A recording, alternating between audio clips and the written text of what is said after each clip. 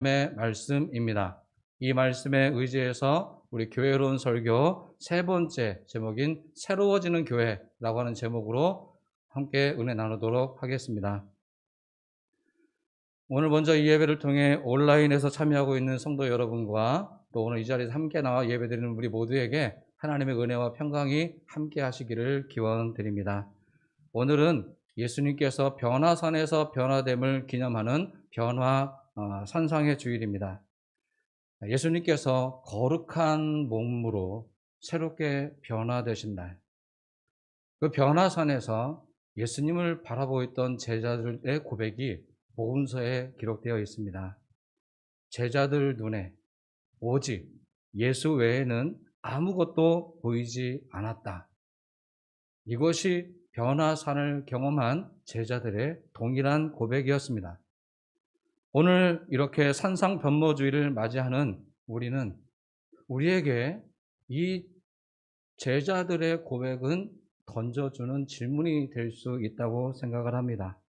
사랑하는 성도 여러분, 여러분의 눈에 아무것도 보이지 않아도 예수님을 바라볼 수 있겠습니까? 내가 간절히 원하는 것들이 이루어지지 않아도 예수님만 바라볼 수 있겠습니까? 특별히 오늘 교회를 위해 설교하고 있는 이 시점에 우리 교회 안에 언제부터 어떻게 들어왔는지 알지 못하는 예수 이외의 것들을 이제는 다 제거하고 오직 예수님만 남아 섬길 수 있는 교회로 새로워지게 되기를 간절히 소망합니다. 그래서 우리 마음에 있는 것과 우리 교회에 부조리 하고 바꿔야 될 부분에 대해서 오늘 이 산상변모 주일이야말로 새롭게 탈바꿈 되어지기에 딱 좋은 예배라고 저는 믿습니다. 예수님이 이 땅에 오시고 난 이후에 초대교회 또 요한계시록의 여러 교회들이 등장했고 그 외에도 역사를 통틀어서 교회는 계속 발전해 왔습니다. 온갖 핍박 속에서도 교회는 부흥하고 성장해 왔습니다. 예수님이 부활 승천하시고 난 이후에 약 1000년의 시간이 흐르고 이 땅에는 온통 교회로 충만해졌습니다. 그런데 문제는 교회가 부정하고 부패한 온상이 되어버렸다고 하는 것입니다. 1000년이 지난 그 시기를 역사학자들은 암흑기라고 합니다. 교회는 발전했는데 역사적으로는 많은 것이 퇴보해버린 그 시대를 중세기라고 합니다. 그런데 1517년 10월 31일 젊은 사제 한 사람이 이런 교회의 부정과 부패에 대해서 일어나서 항거했습니다. 그리고 비텐베르그 성전의 정문 앞에 95개의 문항으로 적어진 대자보를 못으로 붙였습니다. 그것이 바로 루터의 종교개혁의 시작점이 되었다고 하는 것입니다. 우리는 종교개혁 그리고 개혁하는 교회 이야기는 많이 들었지만 루터가 어떤 내용을 95개나 적었는지에 대해서는 여러분 잘 모르실 것입니다. 일부 공부하는 사람들만 알 뿐이지 우리 개신교는 카톨릭과 다르게 개혁했고 변화됐다. 그 내용만 알고 있지 무엇을 개혁하기 위해서 힘써왔는지에 대해서는 여러분 보통 일반 교인들은 잘 알지 못합니다. 사실은 저도 그렇게 깊이 알고 있는 바는 아니지만 제가 조금 더 안다면 95개조 반박문의 중요한 포인트는 두 가지입니다. 첫 번째가 그 당시에 횡행하고 있었던 면죄부 판매가 부당하다. 두 번째는 교황의 제도에 대한 부조리한 이 성직 체계에 대해서 반박했던 것입니다. 이 종교개혁을 이룬 무리들에 대해서 한 사람으로 시작됐지만 여러 나라에서 여러 사람들이 종교개혁을 이에 동참하기 시작했습니다. 그래서 그때 붙여진 이름이 프로테스탄트라는 이름으로 이 항거하는 사람들을 부르기 시작했습니다. 이 프로테스탄트는 우리 개신교회의 출발점이 되기도 합니다. 그 당시에 부정과 부패의 온상이었던 가톨릭 교회를 부정하고 새로운 교회로 성경 중심의 교회로 새롭게 출발하게 된 것이 바로 우리 개신교회의 출발점이었다고 하는 것입니다. 왜 그 당시 사람들은 다른 단어가 아닌 이 프로테스탄트라는 단어로 개신교회를, 신교를 이야기했을까? 이 프로테스탄트가 가지고 있는 세 가지 중요한 의미가 있습니다. 오늘 저는 이 세 가지 프로테스탄트의 세 가지 기본적인 성격에 대한 세 가지를 말씀드리므로 우리 교회가, 우리 한국교회가 어떻게 앞으로 새롭게 도전해 나가야 될 것인지에 대한 질문을 던져보려고 합니다. 먼저 첫 번째 정신은 항거하는 정신입니다. 도전하는 정신입니다. 개신교회는 중세교회의 타락과 면죄부 판매 등과 같은 온갖 부정과 부패로 물들어 있는 교회와 그 당시 사회를 향해서 도전했습니다. 항거했습니다. 이것은 아니다 라고 선언했습니다. 부정과 부패를 바라보면서 내가 잘 먹고 내가 안정을 누리기 위해서 그냥 그대로 순응하고 살아가기를 포기하고 기존에 가지고 있던 안정적인 모든 직책을 다 내려놓고 교회를 향해 도전했습니다. 이 도전은 교회를 무너뜨리기 위해서가 아니라 교회를 다시 세우기 위한 출발점이었습니다. 이런 의미에서 우리 개신교회가 교회 내 아니면 이 사회의 부정과 부패에 대해서 무감각해지고 있다라고 한다면 우리는 개신교회로서의 존재의 가치를 상실하게 되는 것입니다. 교회는 눈 감아주는 공동체가 아닙니다. 잘못된 것을 지적하고 바꾸어 나가고 완전하진 않지만 온전한 모습으로 나아가도록 계속적으로 개혁해 나가는 교회가 되어야 바로 이 프로테스탄트의 정신을 이어간다라고 할 수 있을 것입니다. 그 다음에 두 번째, 이 프로테스탄트가 가지고 있는 두 번째 의미가 있습니다. 바로 그것은 진리가 무엇인지를 명확히 밝히는 것입니다. 만약에 이 개신교회 운동이 만약에 부정과 부패에 대한 것에서만 맞서 싸우는 것으로 끝났다고 한다면 일반 사회 대우와 별반 차이가 없을 것입니다. 그러나 우리 프로테스탄트를 근거로 해서 일으켰던 종교개혁은 이렇게 항거하는 것으로 끝나는 것이 아니라 진리가 무엇인가, 어디에서부터 진리가 출발하는가에 대해서 묻고 진리를 찾는 데 노력을 했다고 하는 것입니다. 그래서 중세 그 당시 교회들은 모든 권위가 교회에게 있었습니다. 교황을 비롯한 모든 사제들은 이 성직의 위치를 계급화했습니다. 그리고 일반 백성들은 넘어설 수 없는 강으로 백성들에게는 아무것도 주어지지 않고 그냥 사제 입에서 나오는 말만 듣고 사제가 하라는 대로 해야 구원에 이른다고 가르쳤던 것입니다. 교회가 만들어 놓은 제도와 계급, 이것을 따르라고 가르쳤던 것입니다. 예수님의 말씀은 온데간데 없고 예수님의 말씀으로 근거해서 만들어 놓은 제도와 계급으로 무조건 따르라고 가르쳐 왔던 것입니다. 이에 대해서 루터와 종교개혁가들은 우리의 절대적인 규범은 인간이 만들어 놓은 어떠한 제도나 계급이 될 수 없다라고 선언하고, 그러면 우리의 진리는 어디에 근거하는가? 여러분 이건 아실 겁니다. 오직 성경, 말씀의 근거가 가장 권위 있고 말씀 앞에 교황과 모든 백성은 순종해야 된다. 이렇게 가르쳤던 것입니다. 이것이 개신교회의 출발점입니다.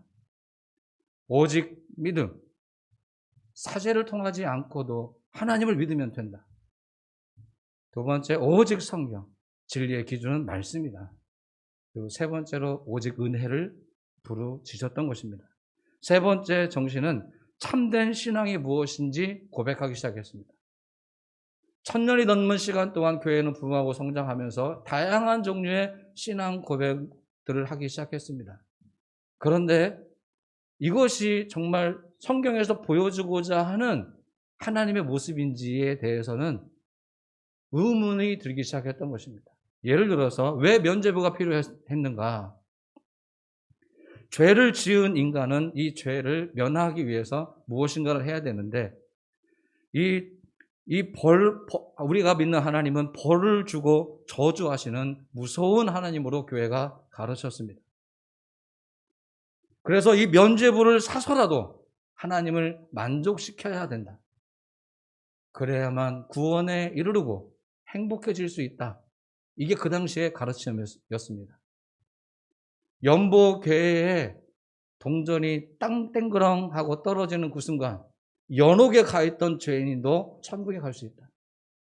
이게 그 당시에 면죄부에 대한 가르침이었습니다. 그 돈은 구원을 위해 쓰여진 것이 아니라 교회 치장과 사제들의 개인적 주머니로 다 들어갔습니다. 이러한 부조리한 모습들을 바라보며 종교개혁자들은 우리가 믿는 하나님은 어떤 하나님인가? 그리고 이렇게 고백했습니다. 우리가 믿는 하나님은 저주의 하나님이 아닙니다. 우리가 믿는 하나님은 용서해 주시고 사랑해 주시는 하나님이라고 고백하기 시작했습니다. 성경을 근거로 두고 상한 갈대도 꺾지 않으시고 꺼져가는 등불도 끄지 않는 바로 그분이 우리가 믿는 하나님이다. 이렇게 신앙 고백했던 것입니다. 또한 우리가 믿는 예수님은 나 개인만 살리는 것이 아니라 우리 사회, 우리 모든 공동체를 더 나은 세계로 이끌어 가기 위한 참다운 하나님이신 것으로 고백하기 시작했습니다. 이외에 루터 그리고 칼빈을 비롯해서 여러 가지 신학을 정립하면서 신앙에 가지고 있던 여러 가지 요소들에 대해서 새롭게 정의를 내리기 시작했습니다. 이와 같이 이런 세 가지 항거하고 그 다음에 진리를 밝히고 참된 신앙을 고백하는 무리로서의 고백을 개신교회는 출발했던 것입니다. 많이 모이는 것이 중심이 아니라 이와 같이 뜻을 하나로 모을 수 있는 사람들을 중심으로 모여지기 시작했습니다. 프로테스탄트 정신을 한마디로 요약하면 항상 개혁하는 교회입니다. 개혁과 변화가 멈춰지는 순간 타락하고 세속화되는 것입니다. 이제는 어느덧 종교개혁이 일어난 이후에 약 1500년 정도의 시간이 다시 흘렀습니다. 지금 교회 모습은 어떻습니까? 중세 카톨릭 교회보다 더 부정하고 부패한 모습으로 변질되어 있는 것 아니겠습니까? 욕망의 집합체가 되어서 개혁의 주체가 되어야 될 교회가 오히려 개혁의 대상이 되고 말았습니다. 지금 카톨릭은 우리들 보기에는 이단이다, 거기엔 구원이 없다 라고 말할 수 있지만 종교개혁 이후에 철저하게 성찰하고 돌아봤습니다. 그리고 새로워졌습니다. 여러분 사회 신앙생활 하지 않는 사람들의 이미지 속에 카톨릭은 좋은 교회로 이미지되어 있습니다. 자신을 교회를 철저히 바꾸어서 아직 변화되지 못한 부분도 많지만 새로워지기 위해서 부단히 노력해왔고 카톨릭은 그렇게 사회와 우리 사람들 사회 속으로 스며들어오기 시작했습니다. 그에 반해서 우리 교회는 종교개혁으로 출발해서 새로워지고 계속해서 변화되는 모습으로 성장해야 함에도 불구하고 물질적 풍요와 많은 성도님들 이것을 가지고 그냥 안주하기 시작했고 안주하는 그 순간부터 부패하기 시작했습니다. 이제는 제2의 종교개혁이 필요합니다. 오늘 서두에서 밝혀드렸던 것처럼 예수님 이외의 것들은 다 돌로 여기고 제거해버리고 새롭게 출발해야 하는 것입니다. 어찌할꼬 염려만 하기에는 이미 시간이 너무 흘렀고 이제는 무엇인가를 새롭게 해야 하는 때가 된 것입니다. 오늘 하나님 주신 오늘 에스겔 본문의 말씀처럼 우리에게 돌같이 굳은 마음이 있다라고 선언하고 있습니다. 먼저 오늘 저와 여러분은 우리는 이만하면 괜찮다, 그냥 그렇게 안주하는 것이 아니라 우리 안에도 제거해야 될 돌이 있다라고 인정하고 출발해야 되지 않겠습니까? 조금 다른 교회보다 잘한다고 해서 잘하는 것이 아니고 있는 것은 있는 겁니다. 우리 안에 있는 제거해야 될 돌이 있음을 인정하고 그것을 제거해내고 성경에 말씀하고 있는 그 선지자가 외치고 있는 부드러운 마음으로 새롭게 변화되어야 하는 것입니다. 돌 같은 마음을 제거해버리고 새로운 마음으로 부드러워지게 되면 오늘 본문에 말씀하신 대로 그들이 바로 내 백성이 되고 너희는 나의 하나님이 될 것이다. 그러나 여러분, 경고의 말씀도 예수께서는 놓치지 않았습니다. 그러나 그 안에 여전히 미운 것과 가증한 것을 마음에 두고 따르면 하나님은 그 행위대로 그 머리에 갚을 것이다. 나 주 여호와의 말이다. 이렇게 오늘 말씀을 맺고 계십니다. 우리에게 있는 버려야 될 것들, 그것을 찾아보고 찾고 인정하는 것으로 끝내는 것이 아니라 실제로 버리셔야 돼요. 그리고 부드러움을 찾으셔야 돼요. 그렇다고 한다면 오늘 우리 교회들이 깨트려야 될 돌 같은 마음이 무엇일까? 사실 개인적으로 생각하고 있는 방향들은 여러 가지가 있지만 오늘 이 시간에는 그냥 한 가지만 여러분께 말씀드려 보도록 하겠습니다. 돌같이 굳게 만들어진 요소 가운데 하나가 저는 권위주의라고 생각합니다.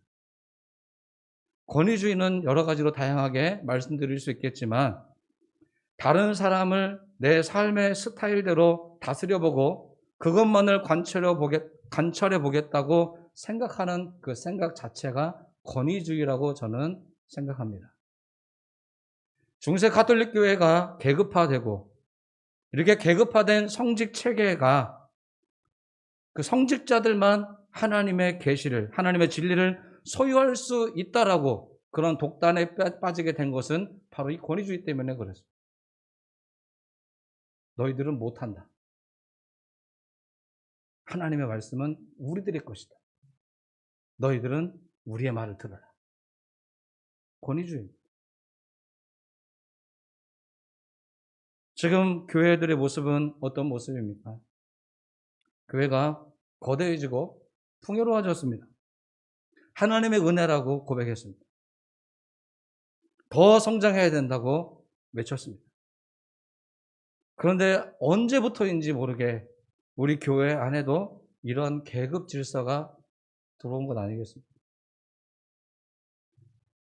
직분을 돈을 주고 사고요.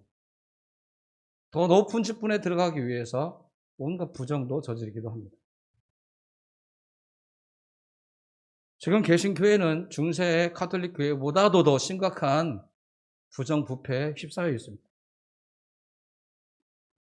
그냥 제가 다른 분들 얘기하는 것이 아니라 우리 목회자들 그냥 이야기로 한 가지만 말씀드리면 이렇습니다. 지금 목사들의 권위가 중세 교황들의 위치에 올라가 있는 것이 아닌가. 제 눈에는 그렇게 보입니다. 그래서 하나님의 뜻과 교회를 따르는 것이 아니라 한 교역자의 뜻과 한 목사를 섬기는 교회로 그냥 교회를 그렇게 만들어 갑니다. 지금 교회를 고발하고 있는 매체들의 이야기를 종합해보면 의외로 많은 교회가 그렇게 만들어가고 있습니다.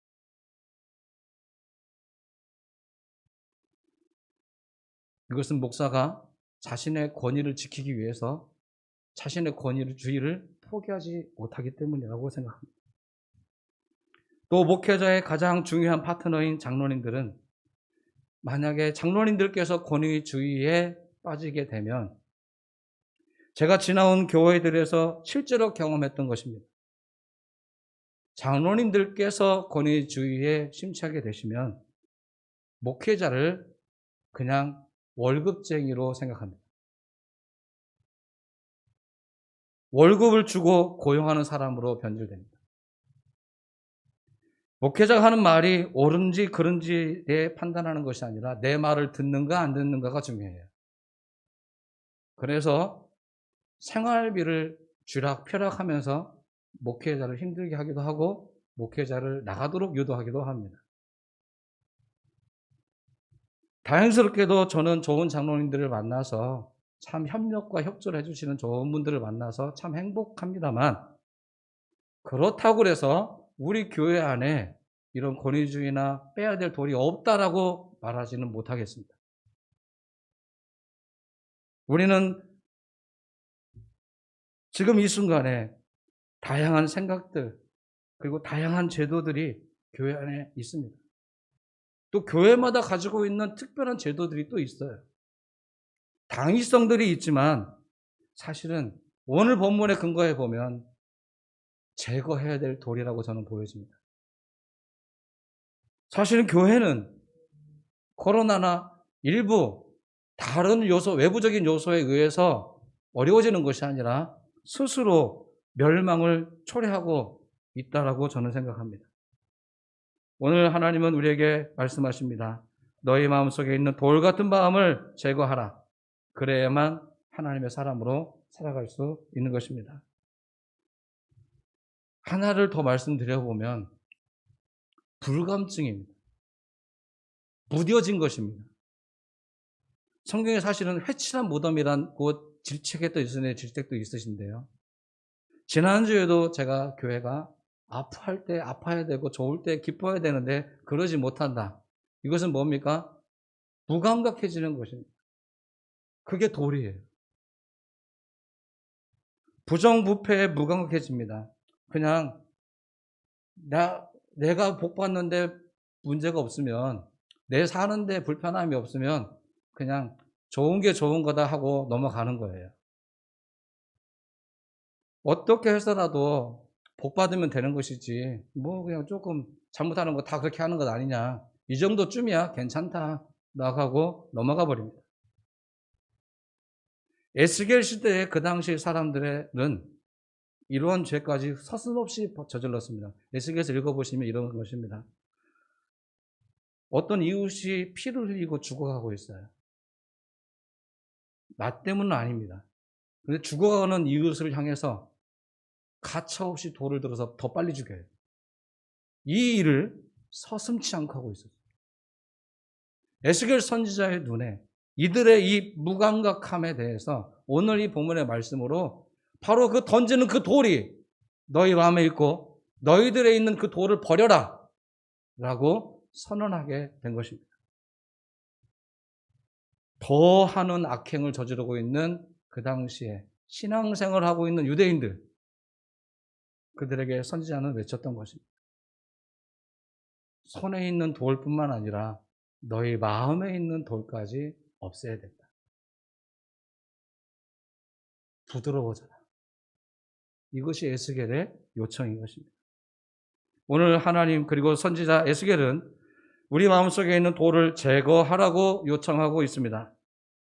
우리는 말씀에 순종하여서, 이 말씀에 순종해서 우리 마음에 있는 견고하게 굳어져 가고 있는 이 돌을 더 이상 지고 가지 마시고 이제는 내려놓을 수 있게 되기를 소망합니다. 여러분 개인이든 아니면 우리 교회가 가지고 있는 돌이든 이 모든 돌들은 빨리 내려놓는 그때부터 변화는 시작되게 될 것입니다. 굳은 마음을 제한 후에야 하나님은 우리의 하나님이 되고 우리는 진정한 하나님의 백성이 되어질 줄로 믿습니다. 오늘 새로워지기를 원하는 교회 그리고 성도는 어떠한 모습일까? 저는 한 두 가지 정도로만 말씀드려 보겠습니다. 오늘 19절의 시작이 이것입니다. 그들에게 한 마음을 주겠다. 한 마음을 주겠다. 한 마음이 되어지도록 만들어가는 게 새로워지는 교회 모습 아니겠습니까? 제가 여러분께 드리고자 하는 말씀은 모든 사안에 대해서 일치를 이루자. 이룰 수는 없습니다. 그건 불가능합니다. 그러나 최소한 우리의 목표점과 그리고 우선순위를 정하는 데 있어서는 일치된 마음을 가져야 되지 않겠습니까? 다양한 의견이 있을 수 있습니다. 그리고 그 다양한 의견이 다 성경에 근거하고 옳은 이야기일 수 있습니다. 그러나 일치된 마음으로 화합을 이루어서 나가야 그게 바로 새로워지는 교회 아니겠습니까? 예를 들어서 강단에서 목회자는 오른쪽으로 갑시다 라고 설교하고 안에서 평신도 지도인 장로님들은 아니다. 성경에 보니까 왼쪽입니다. 왼쪽으로 갑시다. 권사님들은 모여가지고 아이고 목회자 장로들 다 쓸데없네. 우리는 앞으로 갑시다. 다 옳은 말일 수 있지만 그렇게 되면 찢어지는 겁니다. 아무리 근거가 옳아도 아무리 내 생각이 더 좋아 보여도 오늘 성경은 일치된 마음으로 한 마음이 되라고 하십니다. 한 마음이 된다고 하는 것은 당신이 포기하고 나의 뜻을 따라라 라고 하면 안 됩니다. 되지를 않아요, 그게. 오히려 일치를 위해서는 내가 좀 양보하겠습니다. 그리고 당신의 뜻을 존중합니다. 이럴 때 가능성이 열립니다. 오늘 저는 아까 우리 중세 카톨릭 교회가 권위주의 때문에 부정부패가 이루어졌다고 말씀드렸습니다. 그러나 분명한 것은 교회의 권위는 세워져야 합니다. 권위주의가 잘못된 것이지 무너진 교회와 하나님의 권위는 이렇게 세워야 됩니다. 그러려면 우리 모두가 일치된 마음으로 그 무엇인가를 만들어서 함께 공유하고 고백하고 실천해 나가야 더욱 새로워지는 교회로 나갈 수 있을 것입니다. 저는 그래서 이 권위는 지배하는 권위가 아닌 섬김, 예수님과 같이 섬김을 통해서 발생되어지는 바로 그러한 권위, 부드러운 마음이 일치된 마음을 위한 첫 번째 출발점이라고 여러분께 말씀드리고 싶습니다. 아무리 좋은 것도 딱딱하게 굳은 마음으로는 출발할 수 없습니다. 부드럽게 서로가 서로를 인정해주고 어떤 특정한 누군가에 의한 교회가 아니라 누구나 말할 수 있고 공유할 수 있는 그런 부드러운 공동체로서 우리 교회가 새로워져야 한다고 믿습니다. 부드러움은 녹아내리게 할 수 있습니다. 딱딱한 것은 장벽을 세우는 것뿐입니다. 아무리 시간이 지나도 이거는 안 됩니다. 부드러움을 유지할 때 교회는 조금 더 새로워지고 이웃과 한 걸음 더 가까이 나아가게 될 줄로 믿습니다. 한 가지를 더 말씀드리면 방금 전에도 언급을 해드렸지만 중세 교회가 타락하게 된 것은 성직자 몇 사람만에 의해서 교회가 운영되었다고 하는 이 부조리한 제도들이 있었습니다. 그러나 새롭게 변화되는 교회는 이러한 소수 몇 사람에 의해서 운영되는 모습이 아니라 여러 다양한 의견이 수용될 수 있는 그런 교회가 바른 교회의 모습이라고 저는 생각합니다. 아까 종교개혁자들이 하나님에 대해서 새롭게 신앙 고백을 했다고 말씀을 드렸습니다. 종교개혁자들에 의해 고백되어진 새로운 하나님의 모습, 고백된 모습은 하나가 더 있습니다. 그것은 바로 삼위일체 하나님을 고백하는 것입니다. 여러분, 삼위일체 하나님을 고백한다고 하는 것은 무엇입니까?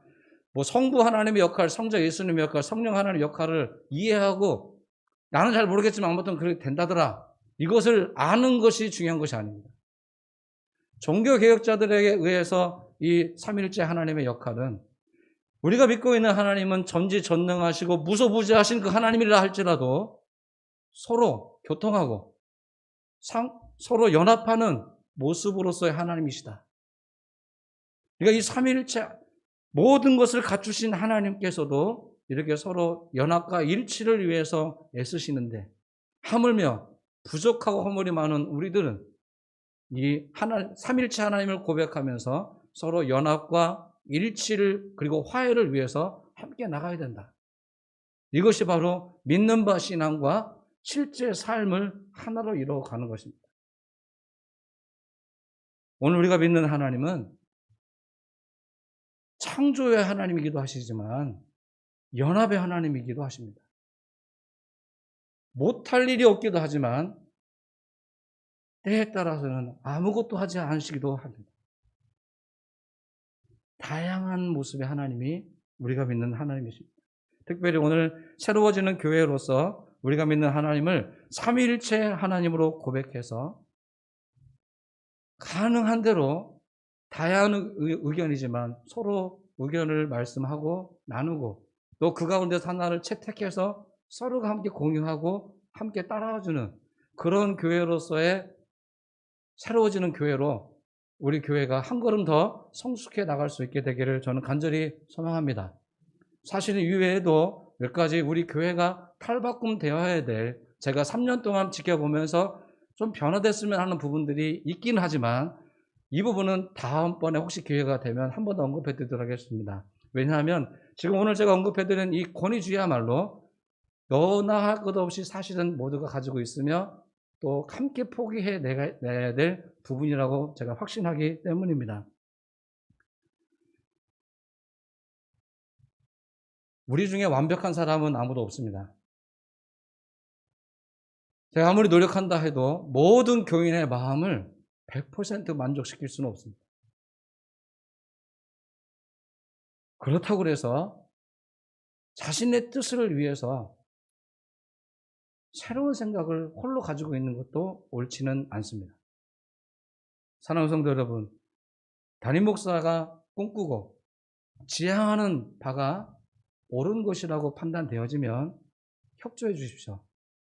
그리고 여러분이 가지고 있는 직분에 맞게 형편과 직분에 맞게 섬겨주시면 됩니다. 그리고 요구하십시오.